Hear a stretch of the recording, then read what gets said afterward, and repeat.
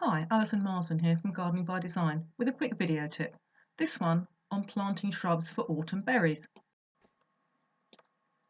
This is turning out to be a great year for fruit and berries of all types here in the southeast of England, and I love the mix in this hedge of yellow holly berries, a little bit more unusual, along with the traditional red ones that we're so familiar with, and in amongst it a great crop of red berries on this yew.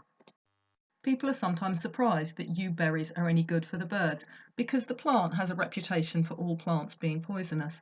In fact, the red flesh around the seeds is the only part that isn't, and so birds will happily eat them. The seeds pass through unchanged and the bird gets a good meal.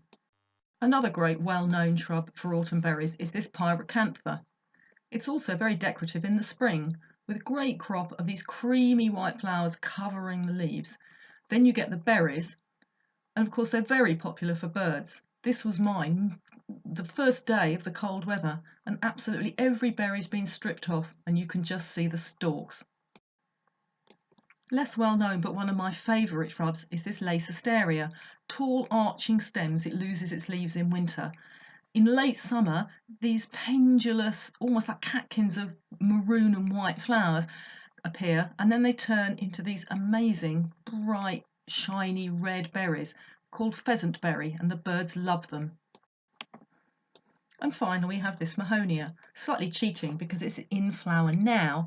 The flower is very hardy, glistening here in the frost, will soon produce a crop of blackberries that will keep the birds going through the winter. And so we have autumn flowers and berries just as good for us to look at as for the birds to eat. There's more information about how the box of tricks can help you to plan, plant and look after your plot on my Gardening by Design website, where you can also buy topics and sign up for the newsletter. I hope to see you again soon. Happy gardening!